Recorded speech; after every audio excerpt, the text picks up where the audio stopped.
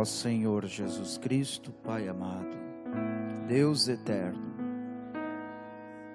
que o Senhor possa visitar a cada coração nesta noite. Somos o teu povo, uma noiva rendida ao Senhor, e queremos entregar para ti tudo que somos, tudo que pensamos, e que o Senhor os tenha em suas mãos, Pai, para curar, para libertar e ajudar-nos, Pai. Os hinos foram cantados para louvor ao Senhor. Este culto é para ti, Pai. Te pedimos, Senhor, fale aos nossos corações, unja-nos com teu Espírito Santo. Não importa o que o mundo pense de nós ou fale de nós, nos preocupamos com o que o Senhor pensa de nós. E queremos estar certos em Ti e para Ti. Por isso eu peço que ninguém saia da mesma maneira que chegou, mas que possamos sair dessa noite como aqueles 2 discípulos no caminho de Emaús, dizendo: não ardia o nosso coração enquanto ele falava da palavra. Ó Pai, o Senhor é o mesmo ontem, hoje e eternamente, o mesmo que estava no caminho de Emaús. Faça-se presente mais uma vez. É o nosso pedido, pois sem o Senhor nada somos. Nenhum sentido teria este culto. Ó Pai eterno, fale com aquele que está afastado, fraco. Fale aos corações. É o que te pedimos, Senhor. Ajude a cada um. No nome do Senhor Jesus Cristo. Amém e amém. Deus os abençoe, irmãos. Uma boa noite. O Senhor vai falar conosco de acordo com a sua expectativa. Você espera receber do Senhor, Ele vai lhe dar aquilo conforme a sua fé. Hoje será um culto, mais uma vez, de ensino, dando continuidade à semana passada. Quem não assistiu, peço que assista, creio que está na internet, no canal da igreja, só procurar Tabernáculo Tramandaí, vai aparecer. A semana passada foi a importância de Israel para o plano de Deus. E hoje vamos falar sobre as 70 semanas de Daniel.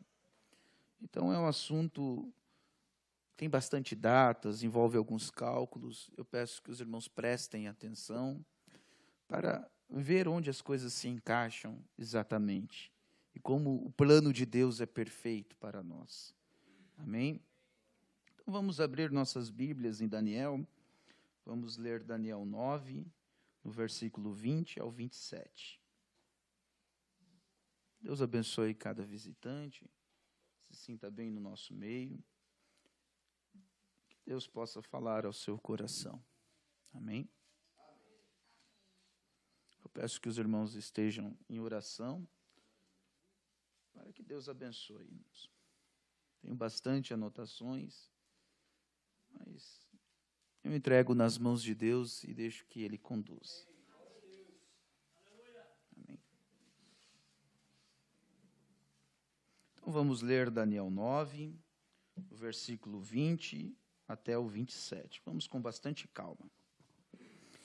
Estando eu ainda falando e orando e confessando o meu pecado e o pecado do meu povo, Israel, e lançando a minha súplica perante a face do Senhor meu Deus, pelo monte santo do meu Deus, estando eu digo ainda, falando na oração, o varão Gabriel, que eu tinha visto na minha visão, ao princípio veio voando rapidamente e tocou-me a hora do sacrifício da tarde, e me instruiu e falou comigo e disse: Daniel, agora sai para fazer-te entender o sentido. No princípio das tuas súplicas saiu a ordem, e eu vim para te declarar, porque és muito amado. Toma, pois, bem sentido na palavra e entende a visão. És muito amado. Você já imaginou você orando e ter esse reconhecimento? Você, irmãos, aí é muito amado no céu. E Deus se importa com a sua oração, com a sua súplica. Desde que você fale no nome do Senhor Jesus Cristo e está debaixo do sangue, Deus te enxerga e és muito amado. Glórias a Deus. Então o anjo começa a explicar a Daniel.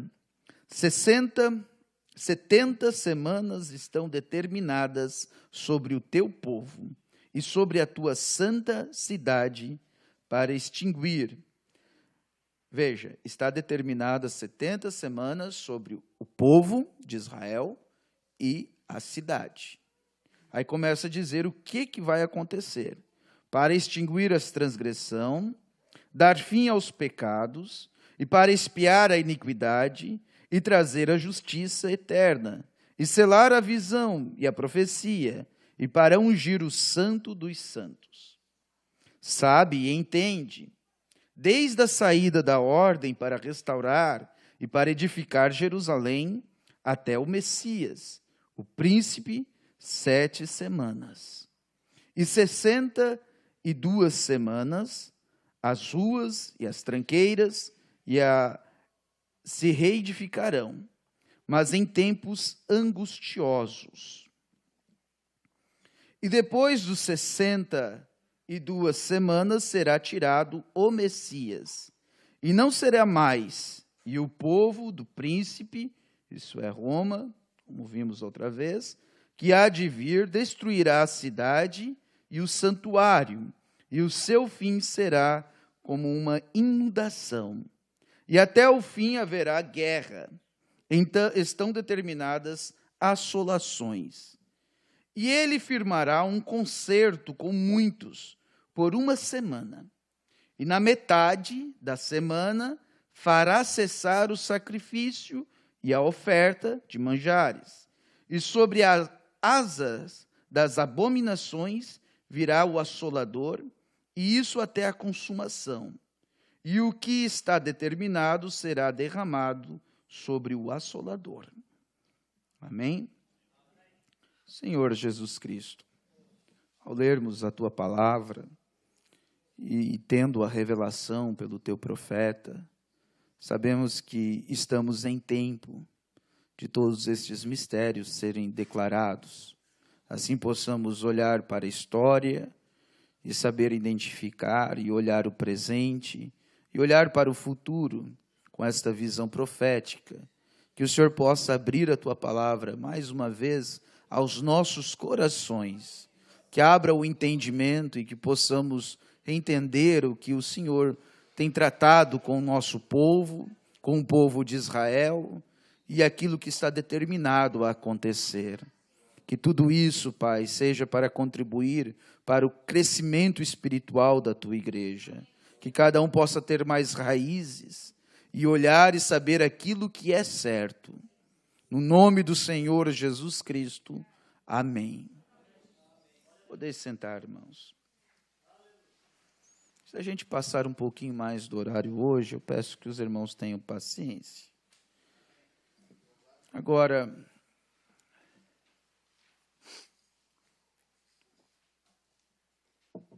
é um assunto bem extenso, mas o anjo divide em 3 partes. Eu vou ir mostrando aos poucos.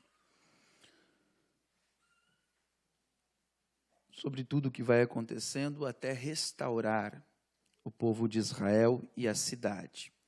Então, o importante nós observarmos agora é que tudo isso é direcionado para Israel e para a cidade, Jerusalém. E dali em diante, há uma brecha após Jesus Cristo, que Deus vem tratar conosco. Então, nós temos 3 partes aqui. Nós vamos dividir esse assunto, o anjo divide em 3 partes. A primeira, começa ali a história, irmãos, ali onde eles saem da Babilônia. Eu vou logo começar bem pelo início, mas eu quero deixar claro essas 3 partes. É a reconstrução do templo, depois o período até o Messias, depois A última semana é rachada no meio, 3 anos e meio para os judeus no tempo de Jesus pregando, e depois da graça do nosso tempo, Deus volta a tratar a última parte da semana com os judeus. Então vamos iniciar ali, que eu creio que vai ficar mais claro para os irmãos. Só quero dar um contexto para o que nós lemos aqui antes, que é o seguinte: Daniel estava orando ao Senhor para saber o que seria do seu povo. Ele já tinha a revelação do que seria do povo gentio, a estátua. Vamos chegar lá. Mas ele estava pedindo a Deus que desse a direção para ele, porque pelo profeta Jeremias, ele viu que o povo estava em cativeiro há 68 anos, e seria 70 anos de cativeiro, e estava no final. E quando ele percebeu, ele cai em oração. Antes do que nós lemos era a oração dele, você leia ali. E ele pedindo, suplicando ao Senhor o que seria do seu povo, como Deus iria restaurar Israel, uma nação que não era nação, que não tinha país, não tinha terra, não tinha cidade, não tinha nada, não tinha rei, não tinha mais nada. Como em 2 anos Deus iria restaurá-los? Então vem a resposta do anjo e mostra o tempo. Então, irmãos, quando a gente quer saber o tempo, nós olhamos para Israel. Como Noemias se apegava a Ruth, nós, gentios, se apegamos à noiva judia para saber o tempo que estamos vivendo. E para eles, Deus mostrou o tempo, deu datas, deu tempos para eles. E é isso que nós vamos ver hoje, para entender aonde nós estamos inseridos neste plano de Deus. Amém? Então, vou pedir para os irmãos ligarem ali. Podem desligar a luz, irmão Rodriguinho.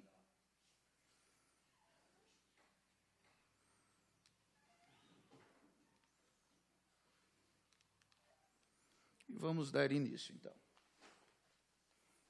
Pode pôr a mesa aqui também, irmão Rodriguinho.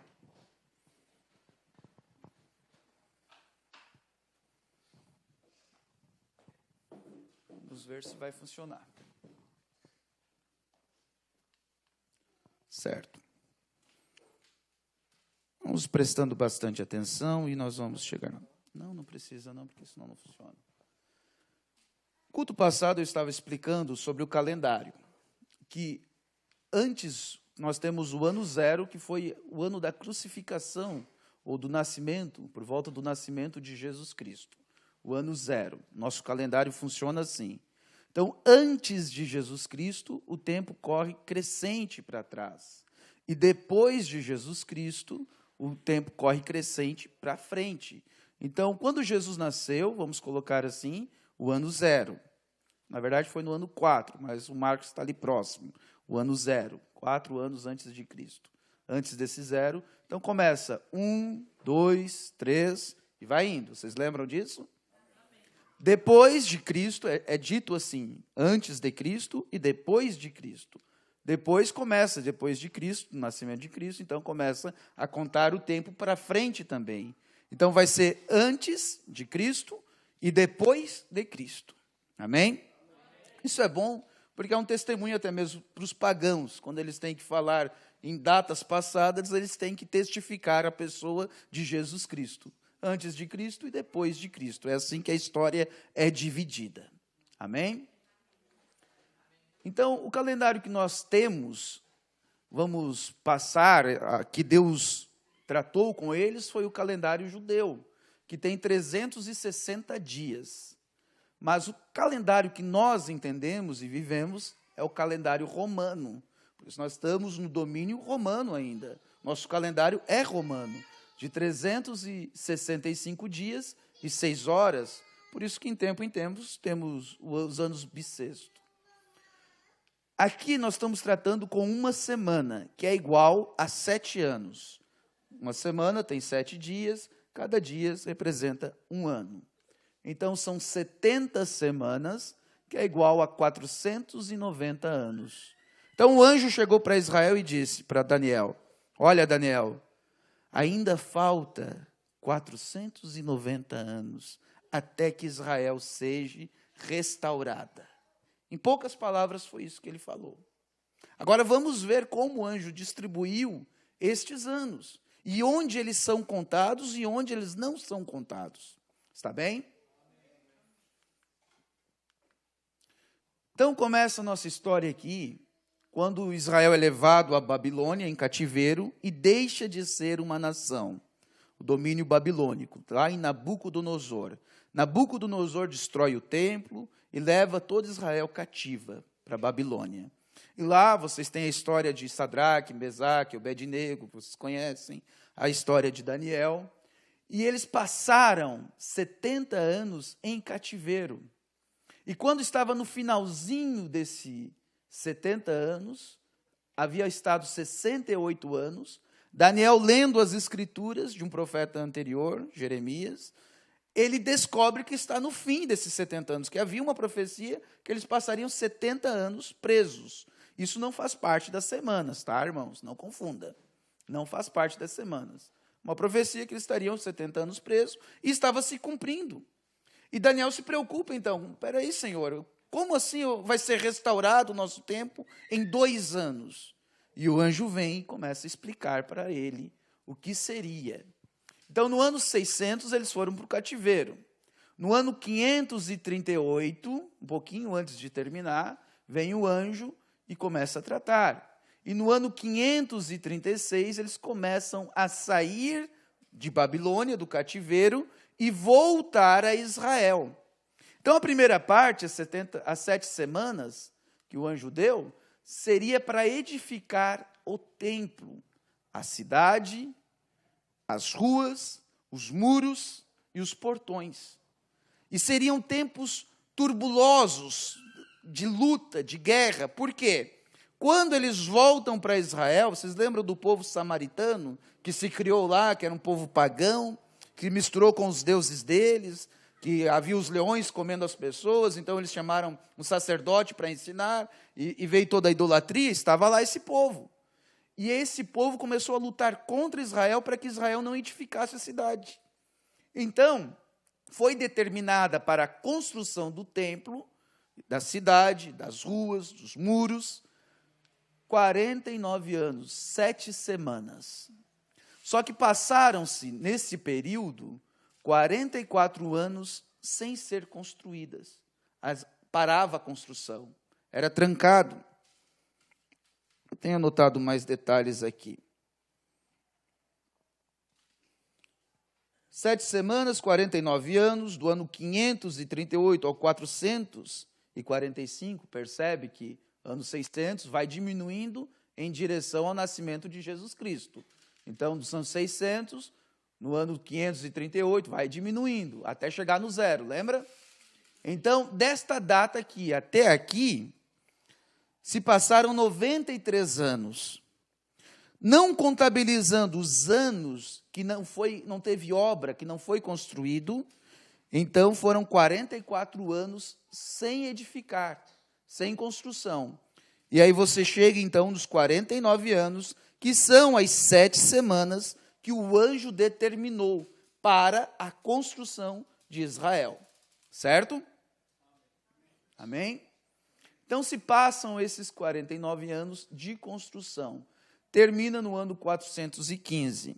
Apenas para a gente lembrar, os profetas desse tempo foram animados por Ageu, por Zacarias, foram os profetas no mesmo período, nessa época de reconstrução. Depois veio Esdras, no finalzinho, no ano 458 a.C., ele foi um sacerdote. E, por último, veio o profeta Neemias, que ele era um copeiro, e ele contou ao rei a aflição do povo, e que desejava ajudar, e ele foi levado para lá como um governador, e lá ele terminou a construção dos muros. Mas a coisa era tão ruim, tão difícil, que eles trabalhavam com uma colher de pedreiro na mão e a espada na outra mão. Eles tinham que parar a construção e ir lutar, porque o povo da volta não deixava. Então, ali tem muitas histórias bonitas, e como Deus trabalhou, quando eles não podiam mais, o próprio inimigo mandou recursos e dinheiro e gente para ajudar na obra. Seguindo adiante, então. Após, então, as 7 primeiras semanas, os 49 anos, o anjo determinou 62 semanas até o Messias, até Jesus Cristo. Certo? 62 semanas, que dá 434 anos até o Messias. Só que Jesus nasceu no ano 4, e há uma diferença de 7 anos, que é a diferença do calendário. Vocês lembram que eu mostrei no começo o calendário judeu, um dia menos do que o nosso, do romano? Então, aqui dá uma diferença de 7 anos do calendário. E se passa esse tempo, então até Jesus, o tempo que é contado, as 62 semanas, os 434 anos. Eu anotei aqui o cálculo certinho. Seria 62 semanas igual a 434 anos para o Messias vir. E Jesus nasceu no ano 4 antes de Cristo. Então dá uma quebra que falta então 11 anos. Seria então 445. Menos os 4 anos, que foi o ano que Jesus nasceu, cai para 7 anos, que é a diferença do calendário. Comparando então para o nosso calendário, que a gente entende, seria este. Certo? Então, fecha as 62 semanas, o segundo propósito, a segunda etapa dessas semanas, desse período de tempo, até Jesus Cristo nascer. Certo? Amém? Acompanhando? Amém. Então, falta uma semana para terminar as 70 semanas. Está faltando uma semana. Uma semana igual a 7 anos. E o anjo disse, a gente leu ali, que essa última semana foi quebrada no meio. E a metade de 7, 3 anos e meio. Certo? Então, a metade dessa última semana foi rachada, quebrada. Então, faltam 7 anos para Israel ser restaurado? Sim. Que Deus vai tratar com Israel? Sim. Mas foi quebrada no meio.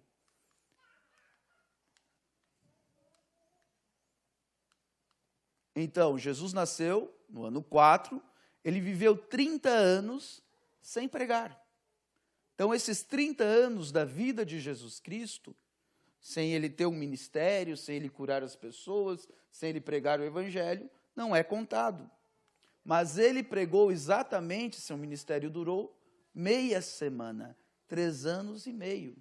Quando ele começa a pregar, desde que ele é batizado, inicia as tentações, e ele volta, e vem os discípulos, e as curas. Este período da vida de Jesus Cristo, final, até o Calvário, foi 3 anos e meio, exatamente meia semana. E Jesus Cristo, irmãos, ele nunca tratou com gentil, com o nosso povo. Ele tratava sempre com os judeus. Quando o cego Bartimeu vem chamando por ele, tu, filho de Davi, tem misericórdia de mim, ele prontamente atendeu. Era seu povo. Quando aquela mulher gentia, aquela viúva, procura ele e vem dizendo, Senhor, filho de Davi, tem misericórdia de mim, ele não dá bola para ela. E ela era uma gentia. E aí ela insiste, até que ela diz, Senhor. E para nós ele é Senhor. Você percebe que ele não deixa de ocupar seus ofícios. Tem que saber a maneira certa de chegar a ele. Mas ele não deixa de ocupar seu ofício. Por exemplo, ele é filho do homem? Amém, ele é. Ele não deixa de ser filho do homem para ser filho de Deus. Ele continuava sendo filho de Deus também ao mesmo tempo. Ele não deixa de ser filho de Deus para ser filho do homem.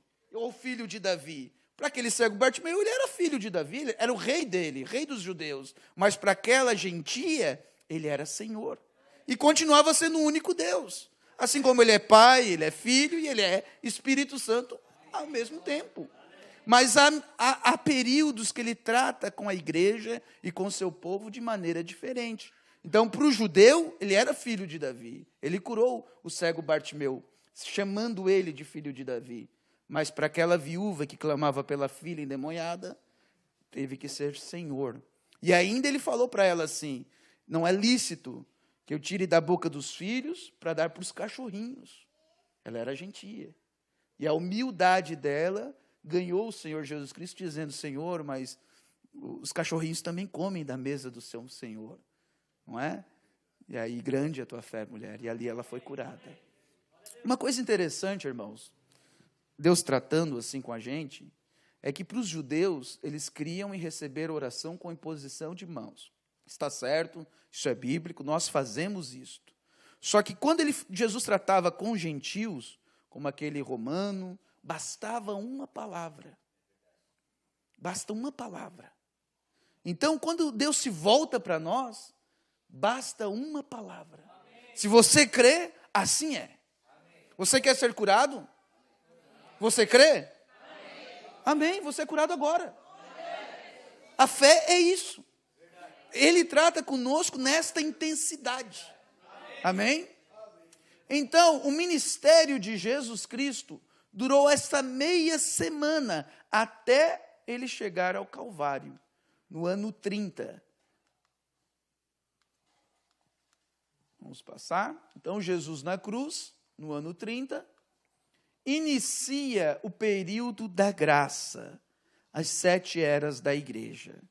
Depois de Jesus Cristo, quando nós vimos o culto anterior, veio a história do general Tito espalhando Israel. Você vê, Israel não é restaurada até os dias de hoje. Hoje já voltaram para sua terra, Deus está começando a tratar com eles, mas ainda não está concluído. Ainda falta algo acontecer. Então nós temos neste meio tempo, nesta brecha, nesse rasgo desta semana, nós temos Deus se voltando aos gentios. Vocês lembram de João? João 1 veio para o que era seus e os seus não receberam. Ele veio para quem? Para os judeus. O que eles fizeram? Colocaram uma cruz. Então veio para todos quantos o receberam. E deu-lhe o poder, o direito de ser chamados filhos de Deus. Isso se passa durante todas as eras. A primeira era, Éfeso, Esmirna, até a última era, Laodiceia. Isso é chamado, irmãos, de plenitude dos gentios. Não é o tempo dos gentios. Isso é plenitude dos gentios. Isso significa que é um tempo de graça. O tempo da graça, onde Deus opera com nós hoje. Já se passaram 2000 anos. Durante as eras, Deus levantou seus homens, seus profetas, desde Paulo, Irineu, Martim, Columba, Lutero e assim por diante, até os dias de hoje, até o irmão Branham. E a mensagem do profeta, no nosso dia, é o que nos revela essas coisas. Onde tudo foi selado, lacrado, e ninguém sabia, hoje, no nosso tempo, Deus trouxe a luz. E revelou essas coisas.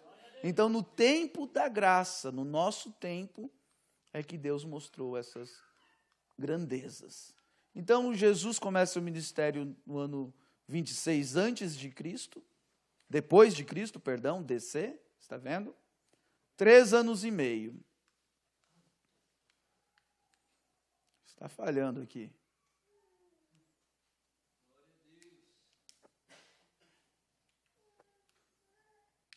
Vem as 7 eras da igreja. Acho que a minha pilha está fraca. Vem as 7 eras da igreja, do ano 30 em diante. Começa ali um pouco mais adiante, pelo ano 70, e aí vai sucessivamente acontecendo. No próximo culto, irmãos, nós vamos falar sobre as 7 eras e os 7 selos juntos. Eu sempre vejo as explicações, porque tem bastante detalhes, mas a gente sempre vê separados, e aí a gente não entende direito onde encaixa uma coisa e outra, e gera uma confusão. Então, nós vamos ver um pouquinho juntos, como elas se encaixam e são aplicadas para nós na prática, no nosso dia a dia, no nosso tempo. Quando termina as 7 eras, a última era, a era de Laodiceia, vence o arrebatamento. Então, o próximo passo, a próxima coisa que vai acontecer com a igreja é o arrebatamento. Quando termina a era? Quando a noiva é retirada. Quando vem o arrebatamento. Pode-se dizer que a era terminou para você? Você não tem as características da era, mas cronologicamente A era existe, as características estão aí, as pessoas sofrem as influências da era, e se você não se cuidar, não tiver o Espírito Santo, você cai na mesma coisa. Do mesmo tipo de engano. O que quer dizer Laodiceia? Direito dos povos. É o tempo que a gente vive. O que significa uma era feminista? Direito feminino, é o que nós temos. A luta feminina, tudo isso é bom. Aparentemente é bom. Mas tudo isso são as características da era.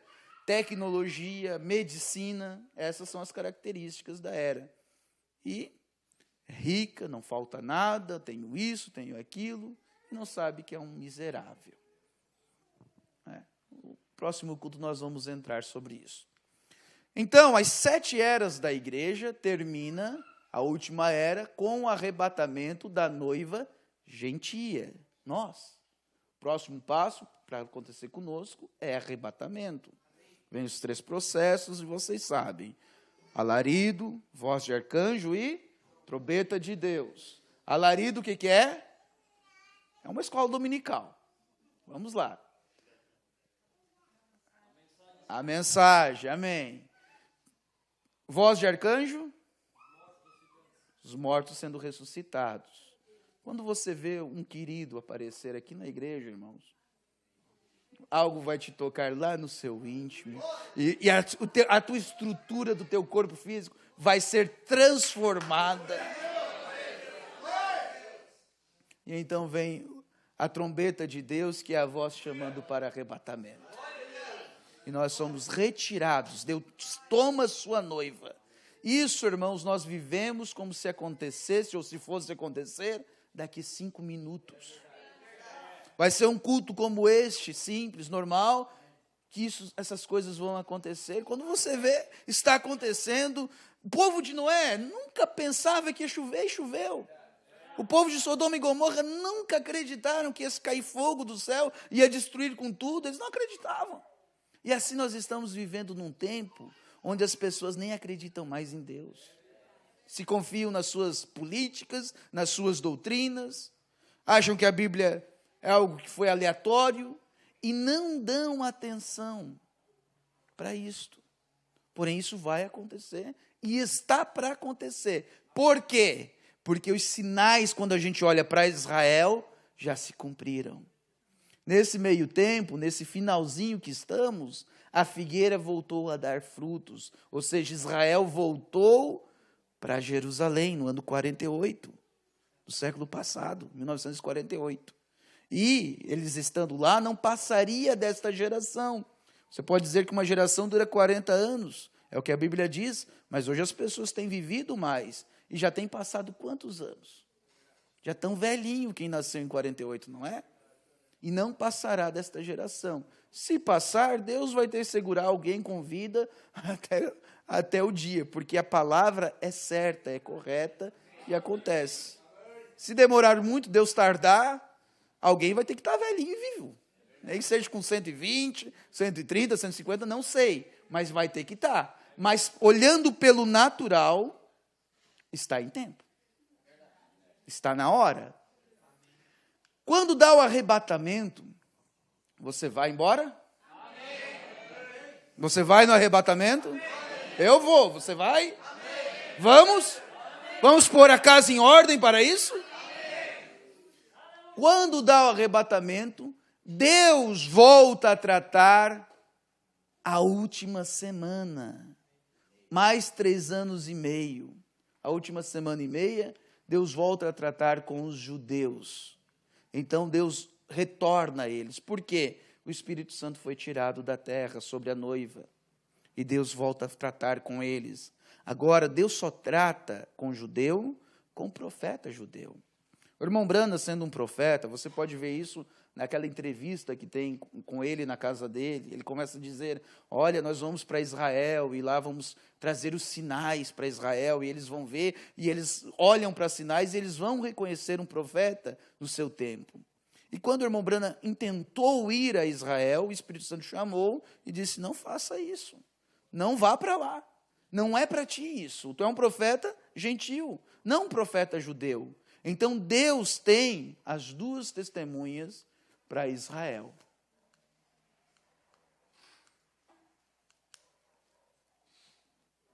O botãozinho aqui está estragando já, tanto que eu aperto.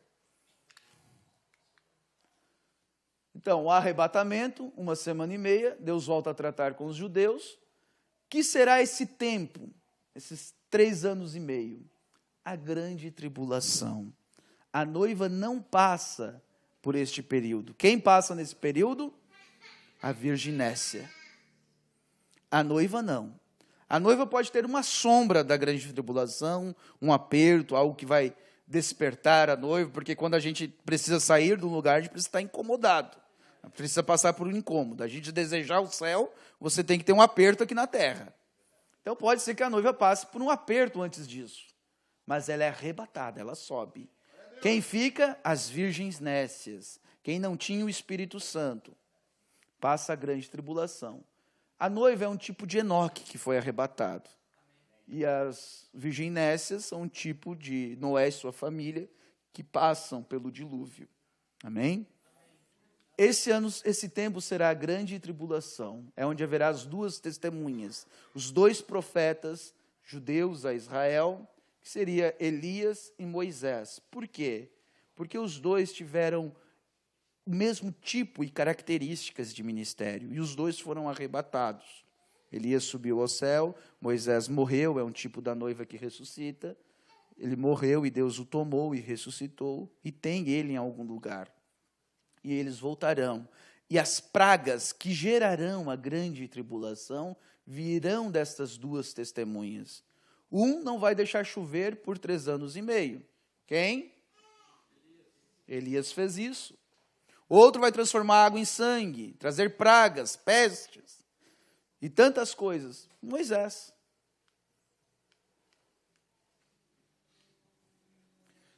Será o tempo onde se fala, onde terá uma moeda única, ninguém comprará e não venderá se não tiver a marca. Será o tempo, então, desta tão falada, passa o domínio da besta, a marca da besta. O que é besta? É um poder. O que é o poder no mundo hoje? Político, monetário, religioso. Esses são os 3 poderes do mundo. O mundo é regido por esses 3 poderes. Quem tem dinheiro, dá as regras. Quem tem a política na mão, as igrejas. Poder religioso. Que um político adora é um púlpito de igreja. Tem gente para falar. Vai fazer o comício, às vezes não dá ninguém, mas vai na igreja, o público está lotado. E o que mais se tem hoje é evangélicos, católicos na política. Essa união desses 3 poderes dá o domínio da besta. Tudo culmina onde?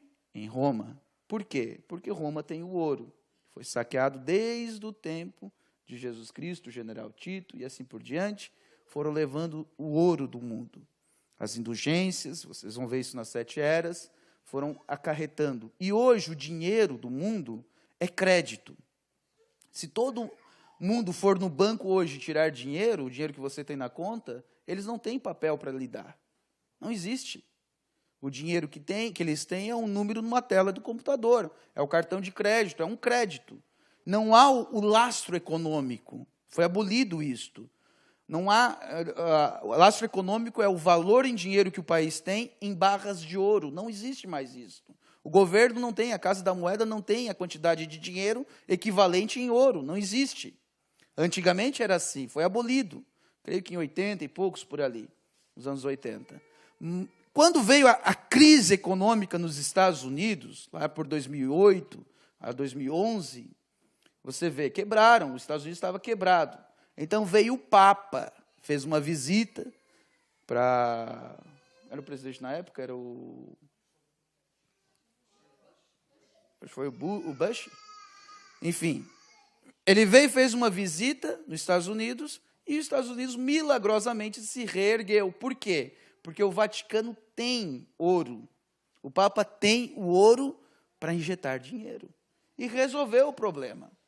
Quando aconteceu essas crises, o Papa disse assim, também foram confiar em papel. Eles têm o cacique, eles têm o dinheiro para injetar na política. E você pode ver, tudo agora apoia o catolicismo nos Estados Unidos. Antes era bem protestante, contra o catolicismo. Hoje eles apoiam.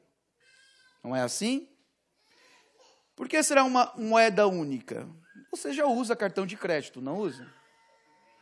E você faz transferência para um lado e para o outro. Se instituir uma moeda única, é a melhor coisa que pode acontecer. A gasolina vai ficar barata, todas vão ter acesso à comida, a África não vai ter dificuldade em ter comida, vai ser fácil e barato comprar comida, vai resolver um monte de problemas. E olhando nós para a besta, nós não vamos estar aqui, mas o povo que vai estar e vai olhar, vai admirar, porque é um grande poder mundial que vai reger o mundo todo. Então termina, no final deste tempo, o domínio dos gentios sobre os judeus. Agora vamos falar um pouquinho sobre o tempo dos gentios. Um pouco antes, se você voltar em Daniel 2, o rei Nabucodonosor, ele tem um sonho. E ele fica atribulado com aquele sonho, porque ele acorda e esquece o sonho. Então ele chama os sábios do reino e diz, olha, se vocês não me contarem o que eu sonhei, eu vou matar todo mundo. Vou matar todos os sábios do país. E ele já estava a ponto de fazer isso, porque ninguém era capaz de dizer um sonho que a pessoa sonhou sem ela contar o sonho. Como vai interpretar um sonho se nem sabe o que sonhou? Mas ele sabia, ele estava atribulado com aquilo. Até que chamam a Daniel. E Daniel era o profeta de Deus. Então Daniel pediu um tempo e foi orar, e Deus deu a visão para Daniel e mostrou qual foi o sonho do rei. E o rei sonhou com isto. Uma estátua onde a cabeça era de ouro. Vamos passar. A cabeça de ouro. O peito de prata. O ventre de cobre. As pernas de ferro. E os pés de barro e ferro. Ele viu isso. E Daniel contou para ele. Ele disse, é exatamente isso. Foi isso que eu sonhei. Então Daniel começou a explicar para ele. Por quê? O rei foi dormir se questionando o que seria do seu reino, do seu povo. E Deus mostrou esse sonho para ele.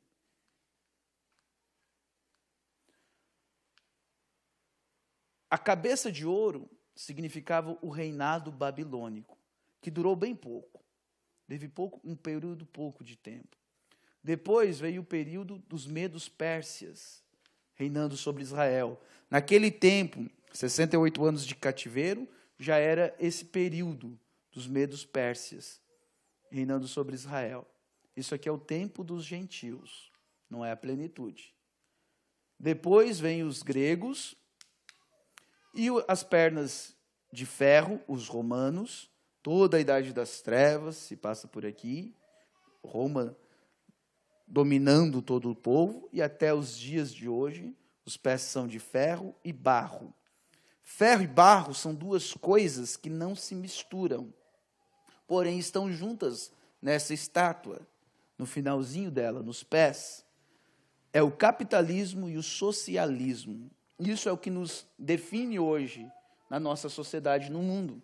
Você tem a direita e os de esquerda, não é assim? Os PT e os outros, não é?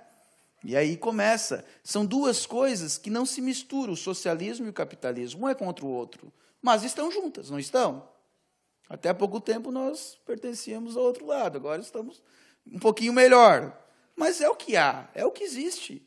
Assim tem a Rússia, tem os Estados Unidos, são socialistas, tem esse regime mais socialista, comunismo, e outro cai para o capitalismo. São extremos que estão juntos. Aqui então está o tempo dos gentios. Lá começa na Babilônia, no ano 626, um pouquinho antes de Israel ser levado ao cativeiro. Os persas assumem ali na Babilônia, naquela região, no ano 539. Chega os gregos no ano 330, Alexandre o Grande, até seus generais, onde dá uma última revolta em Jerusalém.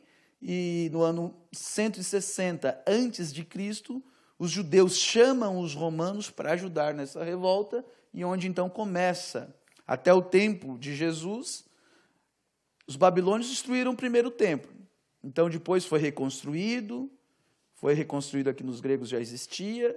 Quando entra os romanos, é reformado o segundo templo. Herodes, se não me foge a memória, reforma para ganhar simpatia dos judeus. Quando Jesus vê o templo, estava bonito. Se admiraram. E Jesus disse, não ficará pedra sobre pedra que não seja derrubada. 70 anos depois, foi derrubado.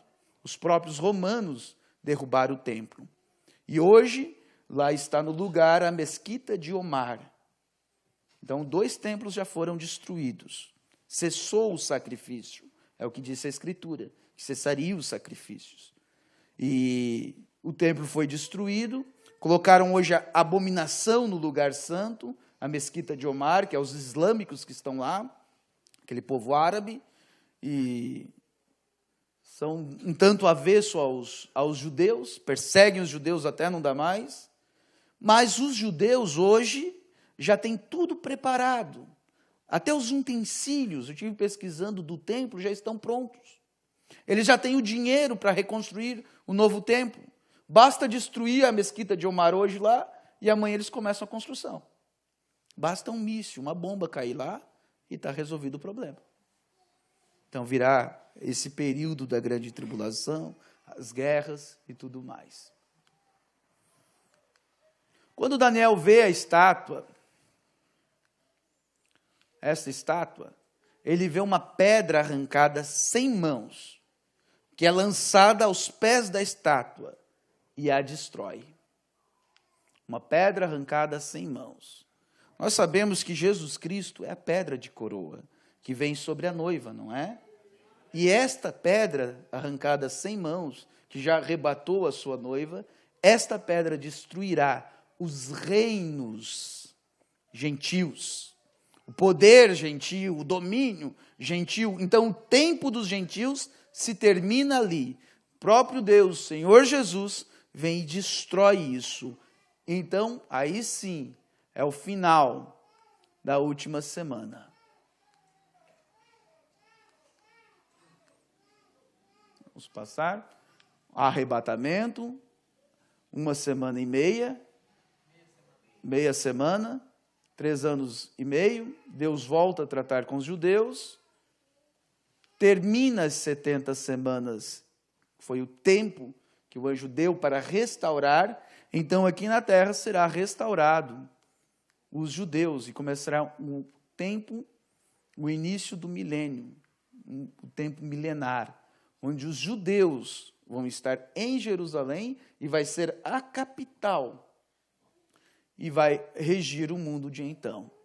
Aqui eu tenho, essa imagem foi preparada pelos irmãos em Chapecó, onde resume tudo o que a gente falou, e mostra bem detalhado a plenitude dos gentios, e o tempo dos gentios. Então, aquela estátua que a gente viu, essa estátua, com a pedra que foi arrancada sem mãos, é todo esse tempo aqui. Onde é que termina? Depois da grande tribulação. Ó, eu imprimi essa imagem aqui para entregar para vocês. Então, você tem todo o resumo certinho das datas, os tempos dessas 70 semanas de Daniel. Então, começa o milênio. Agora eu quero explicar onde é que nós vamos estar quando começa o milênio. Pode acender a luz, irmãos? Aqui termina essa parte, então. Eu sei que tem bastante datas, é um pouquinho diferente, mas pode deixar a imagem ali. Quando o anjo ele vem e traz essas visões, essa é a grande pergunta para o mundo judeu. É quando vai ser restaurado.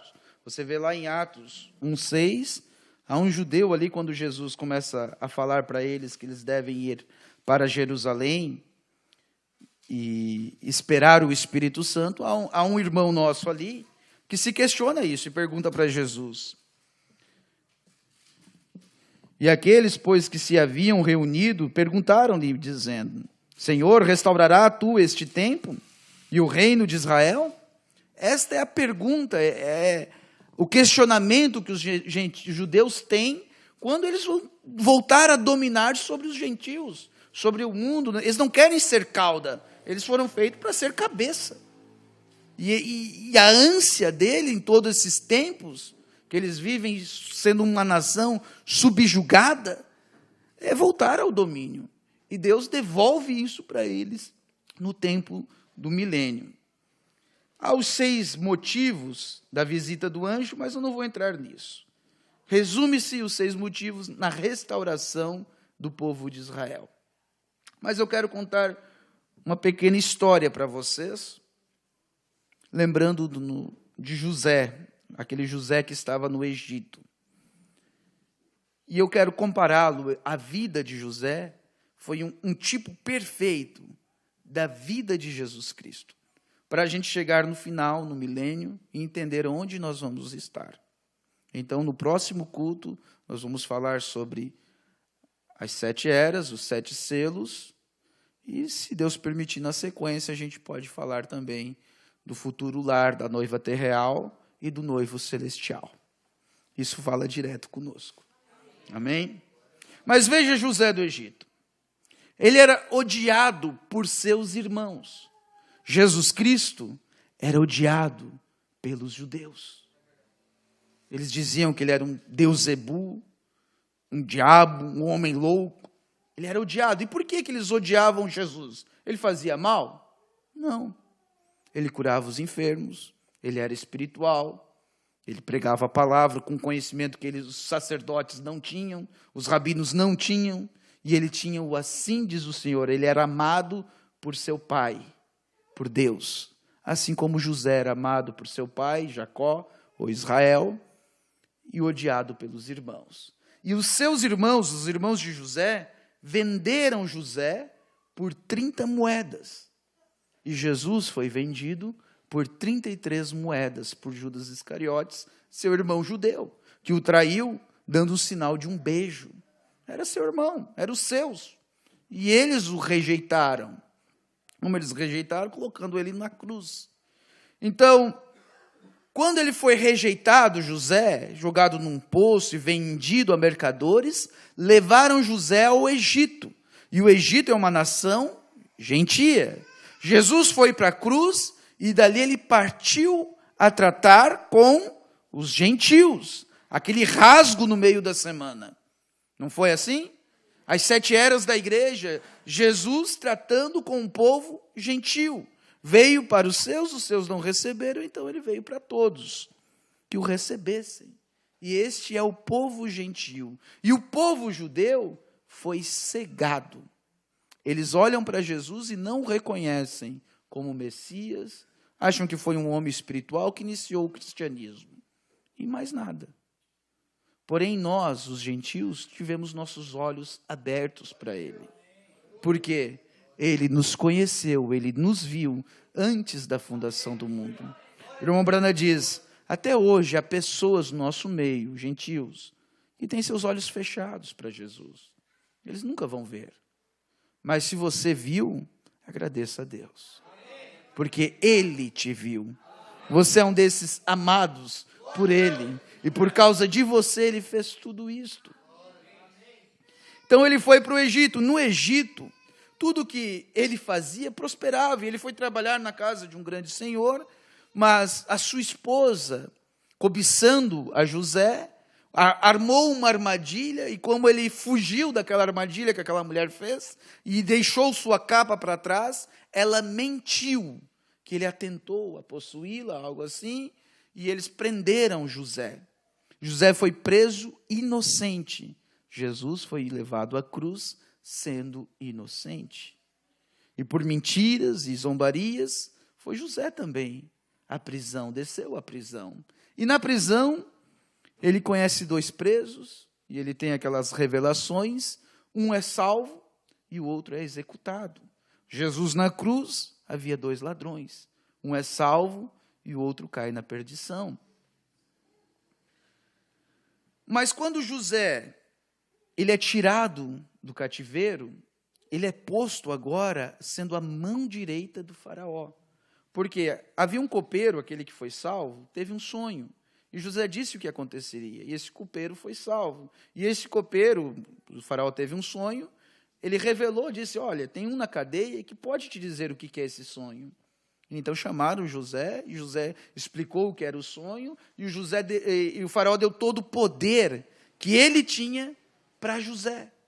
E José passou a governar o Egito. Então José sentou-se à destra do faraó, ao poder de faraó. E Jesus Cristo, depois que sai do cativeiro, do inferno, ressuscita, sai do mundo dos mortos, ele passa aquele período com seus servos, com seus apóstolos, e ele é ascendido, ele sobe ao céu e senta à destra de Deus.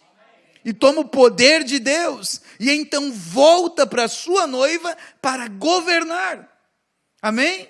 Ele é o nosso Senhor, Ele é o nosso tudo. Ele é a vida que está atrelada a nós. E da mesma maneira que o que José falava era Faraó falando. Hoje o que Jesus fala é Deus falando. Estão juntos, são tipos. Amém? Então José se sentou à destra do faraó e Moisés se sentou, e Jesus se sentou à destra de Deus. É o paralelo perfeito. Então vem aquele período de seca, de fome, e veja se não é o tempo que nós vivemos. Haverá fome e sede por toda a terra, não fome de pão ou de água, ou sede de água, mas de ouvir da palavra de Deus. E hoje as pessoas procuram a palavra, procuram uma igreja que satisfaz. E muitas vezes não encontram. Aqueles seus irmãos judeus procuraram o Egito para ter recursos. E hoje os judeus precisam dos gentios para ter recursos. E José, quando viu seus irmãos, os reconheceu. Mas eles, olhando para José, viam um egípcio. E José falava no idioma egípcio com eles. E precisava de um intérprete hebreu para traduzir para os seus irmãos, sendo que José era hebreu. E entendia tudo o que eles falavam. Mas José não se deu a conhecer a seus irmãos. Amém? A mesma coisa acontece hoje. Nosso Deus não se dá a conhecer aos judeus, porque hoje Ele trata conosco. Quando Ele terminar de tratar conosco, então Ele vai se voltar aos judeus. E os judeus olham para Ele e veem um Deus falando coisas estranhas, que não faz sentido para eles. Mas Deus ainda os ama, como José amava seus irmãos. E ali José começa a se interessar pelo seu velho pai e pelo irmão mais novo, Benjamim. Né, Benjamim? Cadê o Benjamim? Se interessa pelo mais novo. Olha que interessante, que quadro perfeito, como Deus é perfeito nas coisas. E o nosso Deus hoje, quando Ele voltar-se a falar com os judeus, como Ele já vem fazendo, trazendo eles para a sua terra, em 1948, pesquise sobre isso, você verá a guerra dos 6 dias, como Deus de forma sobrenatural lutou com aquele exército nos dias de hoje, como lutava no tempo de Josué, com sua mão protetora vencendo as guerras. Um exército minúsculo venceu 5 nações à sua volta, sem chance nenhuma, sem soldados, sem balas, sem nada. Assim era Josué lutando sem um exército adequado contra grandes exércitos, mas era Deus com sua mão lutando por eles. E Deus tem tido isso, ajudado este povo. E tem ajudado, os ama. Mas Deus se interessa pelo irmão mais novo, os 144 mil. Que tipo de judeu é esse, esses 144 mil? Os 12 mil de cada tribo. Os mais novos da nossa era, que estão predestinados a aceitar a palavra daqueles 2 profetas. Então José começa a perguntar pelo seu irmão mais novo, e Rubens, o irmão mais velho, começa a dizer: olha, se a gente tirar Benjamim do nosso velho pai, ele vai morrer, a sua vida está atrelada um no outro, como a nossa vida está atrelada com Cristo, e os 144 mil estão atrelados com a vida de Cristo também. Veja, neste tempo, José tinha uma noiva egípcia, como nosso Deus, no nosso tempo, tem uma noiva gentia, vocês, nós. Está tudo perfeitamente encaixado. E quando José começa a perguntar e requer que tragam o irmão mais novo, e eles trazem, e ali começa aquele processo, até que vem Jacó também, e quando estão todos reunidos, Então José começa a tirar aqueles pingentes, aquelas roupas egípcias, e começa a se desvelar para seus irmãos. E nisso José pede para que todos os egípcios que estavam ali voltem para o palácio. Qual o tempo que nós estamos vivendo? Deus está pronto para se revelar aos judeus. E o que ele pede para nós? Subam no arrebatamento. Vamos para o palácio. Onde a noiva é levada? Para a santa cidade. Glórias a Deus, aleluia. Plano glorioso de Deus. Que maravilha, que glória. Como Deus é perfeito. Quando a noiva de José vai, então ele se revela para os seus irmãos. E quando Deus se revelar para os nossos irmãos judeus, para os seus filhos, aqueles que os rejeitaram, eles vão ver as cicatrizes em Jesus. E eles crerão em Jesus Cristo. E eles vão perguntar para ele, onde foi que arrumaste essas cicatrizes? Ele dirá, na casa de meus irmãos. Foi quando eles me jogaram nos poços. Foi quando eles me jogaram no Calvário. Foi onde eu adquiri isto. Então haverá pranto, ranger de dentes, grande amargura. Os judeus chorarão, porque crucificaram o seu Messias. Chorarão, e o choro foi tão alto naquela sala, onde estava José e seus irmãos, que todo o Egito ouviu, na casa de Faraó se ouviu, os vizinhos ouviram. E o choro, o temor, a dor dos judeus será tão grande, porque crucificaram o Messias. Então ele enxugará as suas lágrimas e dirá, foi necessário, foi por amor a outros que fiz isso, foi por amor aos gentios, foi pelo benefício dos gentios, para que eles tivessem vida também, que eu fiz isso. Oh, irmãos, você acha que isso não parte o coração do nosso Deus? Cegar o seu povo santo, por amor a nós. E o que nós vemos? Um bando de gentios no tempo de hoje, pagãos, adorando 3 deuses, com um monte de hipocrisias, e coisas tão erradas, pisando em sua palavra. E o amor dele tão grande por nós, a ponto de negar os seus, para que nós tivéssemos uma chance nessas 7 eras, nesse tempo de graça.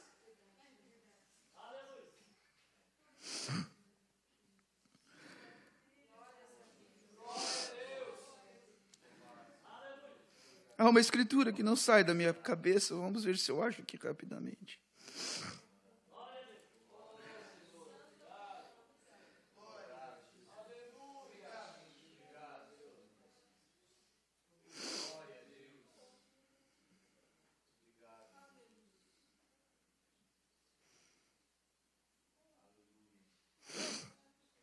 E vi descer do céu um anjo, que tinha a chave do abismo, e uma grande cadeia em sua mão.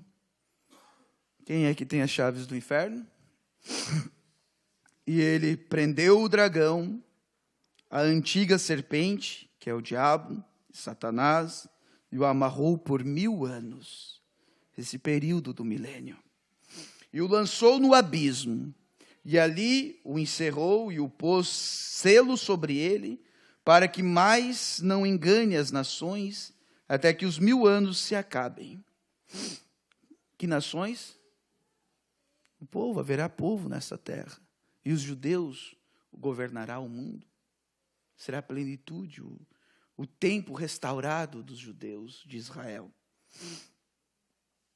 Não engane as nações até que os 1000 anos se acabem.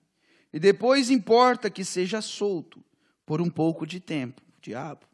Então haverá a última batalha, Gog e Magog, e Deus o vencerá. E viu os tronos, e se assentaram-se sobre eles, e foi-lhes dado o poder de julgar. E vi as almas daqueles que foram degolados pelo testemunho de Jesus, e pela palavra de Deus, e que não adoraram a besta, nem a sua imagem, e não receberam o sinal em sua testa, nem em suas mãos. E viram e reinaram com Cristo durante os 1000 anos. Mas os outros mortos não reviveram até que os 1000 anos se acabaram. Esta é a primeira ressurreição. Perdão, irmãos, eu estou com os olhos embaçados. Bem-aventurados e santo aquele que tem parte na primeira ressurreição. Sobre estes não tem poder de segunda morte, mas serão sacerdotes de Deus e de Cristo e reinarão com ele 1000 anos. E acabando-se os 1000 anos, Satanás será solto de sua prisão e sairá e enganar as nações que estão sobre os 4 cantos da terra, Gog e Magog, cujo o número é como a areia do mar, para se ajuntar em batalha. E subiram sobre a largura da terra e cercaram o arraial dos santos e a cidade amada, mas desceu fogo do céu e os devorou. E o diabo que enganava foi lançado no lago de fogo e enxofre, onde está a besta e o falso profeta, e de dia e de noite serão atormentados para todo sempre. Se extinguirão. E vi um grande trono branco, e o que estava sentado sobre ele, de cuja presença fugiu a terra e o céu, e não se achou lugar para eles. E vi os mortos e os grandes e pequenos que estavam diante do trono. E abriram-se os livros, e se abriu outro livro, que é o da vida. E os mortos foram julgados pelas coisas que estavam escritas nos livros, segundo as suas obras.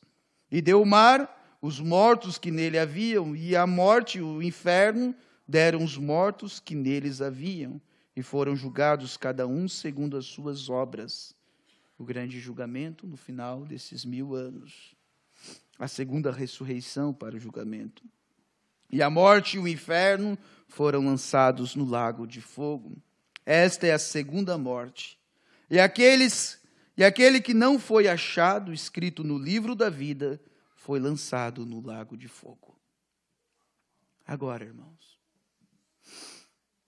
eu quero estar nesse dia. Que dia glorioso será isto? Que privilégio nós temos em ser amados por Deus e amar a Deus. Neste dia nós vamos olhar um para os outros e vamos dizer, valeu a pena. Valeu a pena dobrar o joelho, valeu a pena usar uma saia comprida, não cortar os cabelos, ser fiel a Deus, valeu a pena. E vi um novo céu e uma nova terra, porque já o primeiro céu e a primeira terra passaram e o mar não existe. E eu, João, vi a santa cidade, a nova Jerusalém, que de Deus descia, adereçada como uma esposa ataviada para o seu marido. Quem foi para o palácio? Glórias a Deus! E eu vi uma grande voz do céu que dizia, eis aqui o tabernáculo de Deus com os homens, pois com eles habitará e eles serão o seu povo, e o mesmo Deus estará com eles e será o seu Deus.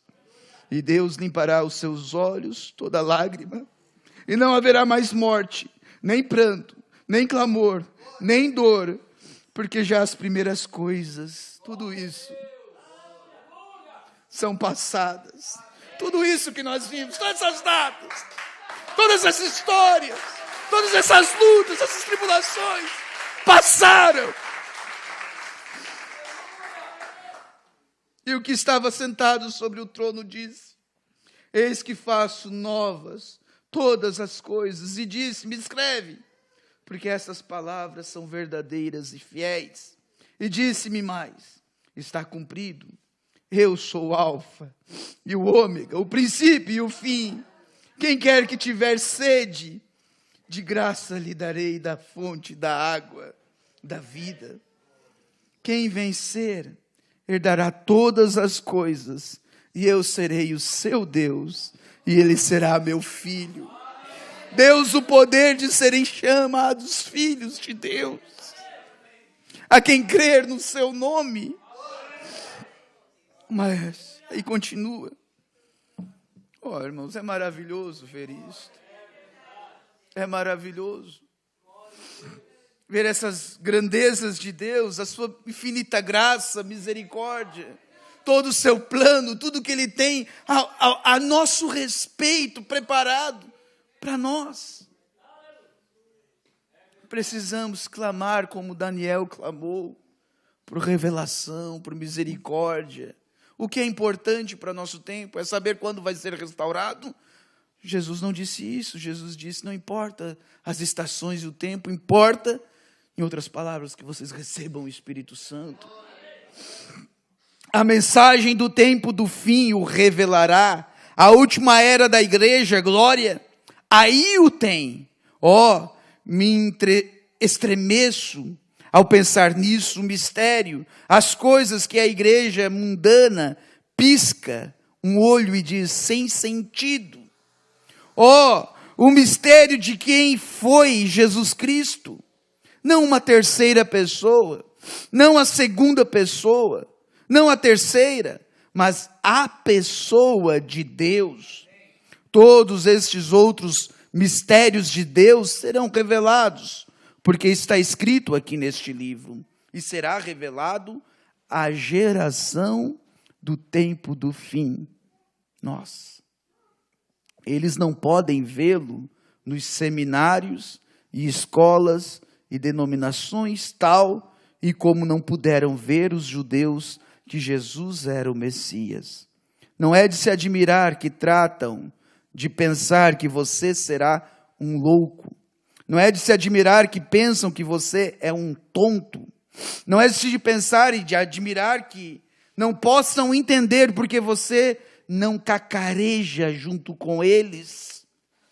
Porque há um poder, uma visão atrás disso. Uma palavra de Deus que tem sido revelada para pôr a igreja em ordem para o rapto. E ir ao lar. Sim, muitos correrão e a ciência se multiplicará, certamente. Mas aqui está o ponto. Deus tem sido revelada, uma palavra de Deus que tem sido revelada para pôr a igreja em ordem para o rapto. Este é o motivo dessas pregações, para nos dar raízes. E uma árvore que tem raiz profunda, não importa os ventos de doutrinas que venham, você sabe o que é certo e o que é errado. Você sabe aonde você está firmado. A palavra final sobre as 70 semanas de Daniel não está nas que o irmão Brana pregou, porque a revelação vem em partes e veio lá nos selos. Então, nos selos, onde estão as perguntas e respostas sobre os selos, o irmão Brana explica bem certinho e coloca ponto a ponto aonde está essas 70 semanas, da forma que foi explicado para vocês. Quando a gente lê, muitas vezes o irmão Brana confunde algumas datas e não explica algo direito. Mas a revelação foi dada a ele. E aonde ele consertou sobre essas 70 semanas, é a palavra final sobre o assunto. Não vai eu ou alguém querer dar uma interpretação para o que o irmão Brana disse, mas a forma que ele ensinou, que ele pregou, que ele colocou em ordem, tanto depois dos selos ele colocou as 7 eras da igreja em ordem, porque ali havia dado as revelações para ele. Muitas vezes ele intentou pregar sobre as trombetas, as 7 trombetas, e o anjo advertiu a ele, disse, você já falou sobre isso nas festas das trombetas. E isso é uma pregação para o tempo dos judeus, não é para ti. Então, aquilo que compete à noiva, nós a tomamos. Nós a tomamos. E Deus nos permitiu ver essas coisas, ter esta revelação, para ter a profundidade na palavra de Deus. E assim ser uma árvore forte, firme, cheia de vida, e ter o fruto de vida da pessoa de Jesus Cristo. Glórias a Deus.